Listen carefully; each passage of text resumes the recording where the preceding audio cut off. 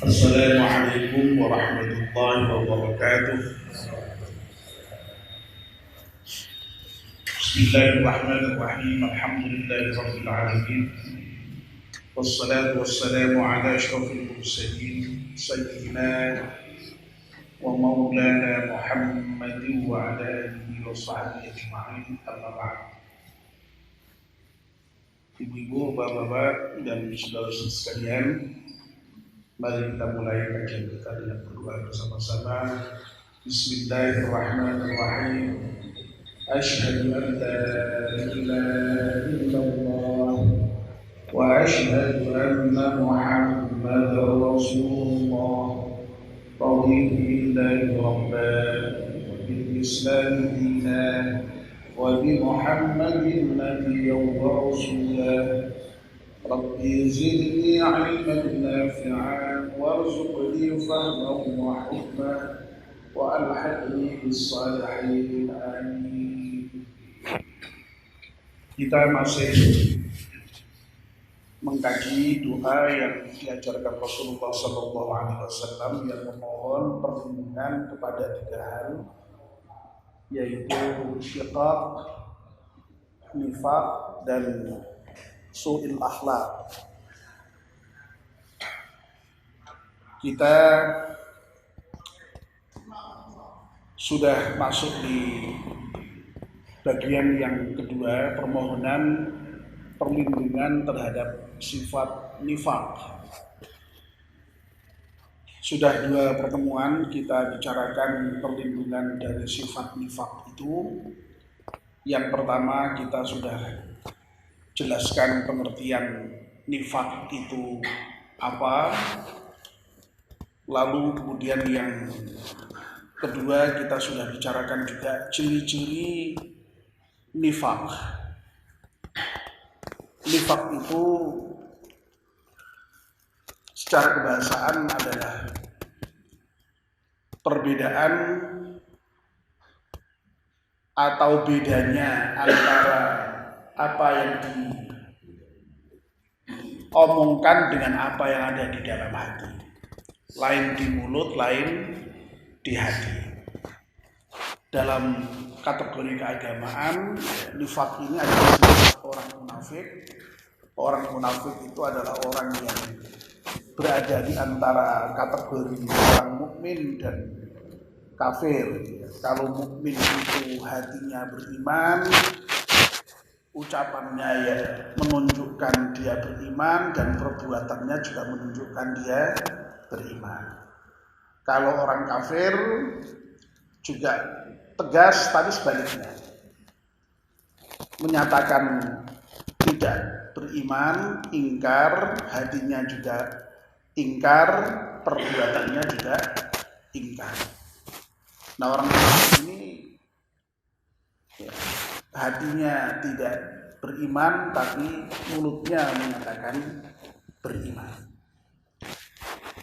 Nah, tanda orang munafik banyak ya. Kemarin sudah kita sebutkan bahwa menurut hadis Nabi kita Muhammad SAW, setidaknya orang munafik itu tandanya 3. Apabila berbicara dia berdusta, apabila berjanji dia mengingkari, dan apabila diberi amanah dia mengkhianati. Nah, yang ciri pertama sudah kita bicarakan. Pagi ini kita membicarakan ciri yang kedua. Apabila berjanji mengingkari. Wa idza wa'ada akhlafa. Bapak dan ibu, menepati janji itu sesungguhnya merupakan salah satu ajaran yang sangat ditekankan di dalam Islam. Dalam Al-Quran misalnya Allah dengan sangat tegas meskipun cukup pendek ya, menyatakan a'udzubillahi minasyaitonir rajim wa aufu bil ahdi innal ahda kana mas'ula. wa aufu bil ahdi, dan tepatilah janji. Innal ahda, karena sesungguhnya janji itu kana mas'ula, besok akan dimintai pertanggungan jawab oleh Allah Subhanahu wa ta'ala. Pentingnya janji untuk ditepati ini saya kira tidak semata-mata berhubungan dengan Allah Subhanahu wa ta'ala. Dalam kehidupan kita bermasyarakat, dalam kehidupan sosial kita ini, integritas seseorang itu diantaranya ya diukur dengan sejauh mana dia ketika berjanji, apakah dia menepati atau tidak. Orang yang menepati janji dan biasa menepati janji, biasanya orang ya lalu percaya kepada orang itu, diakui integritasnya. Tetapi kalau orang itu sudah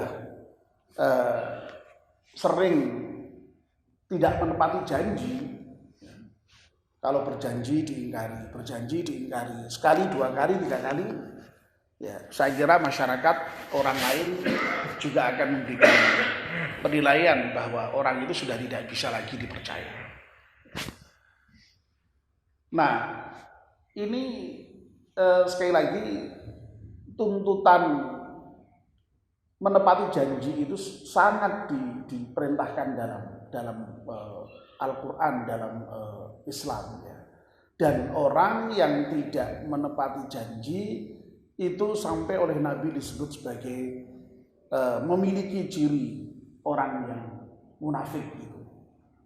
Dan dalam prakteknya sekali lagi dalam kehidupan bermasyarakat, kalau ada orang yang tidak menepati janji itu sekali lagi sering kemudian orang kehilangan trust kepadanya, kepercayaan kepadanya. Ya. Nah, janji itu levelnya sangat luas spektrumnya, ya. Janji sampai hal yang berat-berat kepada Allah Subhanahu wa ta'ala. Ya. Sesungguhnya kita ini kan dengan Allah itu kan juga melakukan perjanjian-perjanjian, ya. Janji dengan sesama orang lain, termasuk janji dengan diri kita sendiri. Kita kan seringkali berjanji dengan diri kita sendiri, ya. Tidak berjanji kepada pihak lain, tapi berjanji kepada diri kita sendiri. Nah tentu saja janji-janji itu sekali lagi mestinya ditepati, mestinya dijalankan, ya. Kecuali memang ada halangan yang bersifat syar'i, nah itu persoalan lain. Misalnya contoh yang sering kita alami, misalnya janji sudah mau datang pada suatu acara tertentu, ya. Lalu kemudian ada halangan, mungkin karena sakit atau karena hal lain yang itu memang mengakibatkan bahwa janji itu tidak bisa dipenuhi. Ya. Itu kan kasus-kasus seperti itu banyak. Nah, ketika memang ada uzur, ya. Jadi makanya ada di dalam di dalam bahasa agama itu apa yang disebut sebagai uzur. Uzur itu adalah hal-hal yang kemudian menjadikan sebab seseorang tidak bisa melaksanakan janjinya itu. Itu uzur. Dan kalau memang kok ada uzur, ya tentu saja janji itu bisa difahami ketika tidak ditepati. Dan orang biasanya kalau memang ada uzur, yang uzurnya itu sifatnya memang syar'i, dalam pengertian uzur yang benar-benar uzur, bukan uzur yang dibuat-buat, ya. Tentu saja pihak lain juga bisa biasanya memahami itu terhadap tidak dipenuhi janji itu. Ya, dan bahkan terkait dengan persoalan uzur ini, Rasulullah SAW sendiri itu merupakan orang yang sangat bisa menerima uzur. Uzur itu ya kalau bahasa kita sehari-hari alasan itu.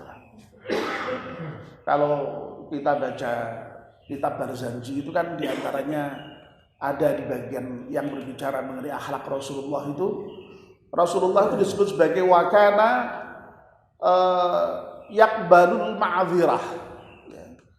Jadi Rasulullah itu orang yang sangat bisa menerima uzur orang, alasan orang. Jadi kalau misalnya ada orang tidak bisa melaksanakan janjinya, ya kita hendaknya bisa menerima alasan orang yang tidak bisa menuruti janji. Nah ini memang lagi-lagi juga menyangkut dua sisi. Sisi dari dua pihak yang berbeda. Makanya saya berkali-kali mengatakan bahwa yang namanya ajaran itu khitobnya selalu berbeda dan kita harus selalu menempatkan diri pada khitob yang tepat. Khitob itu maksudnya sasaran ajaran. Dulu sudah pernah ya saya sampaikan berkali-kali, misalnya kalau kita itu bertamu, ya, kita bertamu itu ajarannya adalah abdaif kalmayyit. Kalau kamu bertamu itu ya berlakulah seperti orang mati. Artinya apa? Mau diperlakukan kayak apa saja oleh yang ditamuni, harus manut, harus terima. Ya. Tapi kalau kita dalam posisi yang ditamuni, orang yang mendapatkan tamu, perintahnya adalah muliakan tamu. Karena muliakan tamu itu bagian dari iman. Lah kak, ini jangan dibalik gitu. Ya. Jangan kok kalau kita pas jadi tamu jaluk dihormati, tapi nak awake duwe tamu itu diomongi, tamu kaya mayit yo tak atake gelem lah. Jangan begitu ya. Jadi sekali lagi ini sasaran tembak dari sebuah ajaran itu sekali lagi seringkali memang bersifat umum, tapi seringkali juga itu tadi ada sasaran-sasaran khusus tadi. Nah, termasuk dalam hal janji ini tadi itu, Bapak dan Ibu, kalau kita dalam posisi orang yang berjanji, itu perintahnya apa? Perintahnya apa? Tepati, ya, tepati. Sedapat mungkin kita harus menepati, sampai direwangi kayak apa kalau bisa ditepati janji itu. Tapi kalau dalam posisi sebagai orang yang apa istilahnya dijanjeni ya, posisi yang dijanjeni itu dalilnya adalah wa kana Rasulullah sallallahu alaihi wasallam yaqbalu ma'dziratan. Jadi bisa menerima alasan, bisa menerima uzur. Jangan kok tidak ada alasan bagimu. Wes minta maaf, ini saya salah karena begini. Wes tidak ada alasan bagimu. Tidak seperti itu. Nah, jadi harus dibedakan ini ya, posisi kita di mana. Ya, harus hati-hati. Dan yang perlu kita tambahkan ya, dalam rangka supaya kita itu memang punya adab kepada Allah Subhanahu wa taala, karena apapun yang kita rencanakan termasuk dalam bentuk janji itu tentu saja bukan berada di dalam wilayah kekuasaan kita, namun Allah Subhanahu wa taala yang menentukannya. Al-Qur'an sendiri mengajarkan jangan kamu sekalian itu mengatakan aku akan berbuat ini dan itu besok pagi, seakan-akan dengan sebuah kepastian. Ya. Tetapi kita hendaknya selalu menyatakan insya Allah. Ya. Dalam surat apa itu? Lupa saya, apa Al-Isra, apa sudah agak tengah-tengah itu. Allah Subhanahu wa taala berfirman, "Wala taqulanna li syai'in inni fa'ilun dzalika ghada illa ayyasha Allah." Jangan sekali-kali kamu itu mengatakan aku akan begini begitu ya, besok pagi. Illa ayyasha Allah, kecuali Allah menghendaki. Ya, kita selalu harus rendah hati, insya Allah. Kalau berjanji, insya Allah. Insya Allah kalau tidak ada halangan. Insya Allah kalau tidak ada halangan. Ya. Tetapi insya Allah ini jangan kemudian difahami secara apa namanya? Ya. Jadi insya Allah itu kok lalu kemudian dalam bahasa Indonesia itu kok jadi apa ya? Jadi berubah makna menjadi penolakan secara halus begitu ya. Jadi kalau kita diundang itu kalau misalnya niat datang, wah oleh ngomong mau datang, wah pasti nanti saya datang. Wah datang, tapi nak misalnya ketoke kok ora doang ya, insyaallah ya. Padahal maksud insyaallah itu tidak begitu. Insyaallah itu sesungguhnya adalah merupakan sikap ketawaduan kita kepada Allah Subhanahu wa taala. Karena segala sesuatu itu berada di genggamannya, dalam kekuasaannya. Makanya kita itu jangan sekali-kali memastikan semua apa yang akan kita lakukan itu kita gantungkan dengan kehendak Allah Subhanahu wa taala. Kalau Allah menghendaki, ya insya Allah bisa kita masuk. Ya, kira-kira begitu. Jangan kemudian lalu insya Allah itu dijadikan sebagai tadi itu seakan-akan lalu menolak secara halus, ya itu. Jadi ini yang perlu kita sadari. Jadi justru ketika kita menyatakan insya Allah itu diharapkan kita sendiri pun juga kemudian berusaha untuk mewujudkan apa yang kita kehendaki itu mudah-mudahan sesuai dengan kehendak Allah. Ya, mohon supaya dilancarkan apa yang kita rencanakan itu, yang kita janjikan itu. Sehingga lalu kemudian bermuafaqah, bertemu antara apa yang kita kehendaki dengan yang dikehendaki oleh Allah Subhanahu wa taala. Itu yang sesungguhnya mestinya kita lakukan. Ya. Jadi itu yang barangkali bisa kita lakukan di dalam rangka untuk menghindari supaya kita ini lalu kemudian menjadi orang-orang yang sering ingkar janji. Jadi janji itu sekali lagi memang harus ditepati, dan dalam posisi kita yang berjanji kita harus dengan segala kekuatan kita harus menepati janji itu. Tetapi sekali lagi kalau memang ada uzur dan kita itu kok dalam posisi orang yang dijanjeni, malah justru kita juga harus menerima uzur atau alasan. Ya.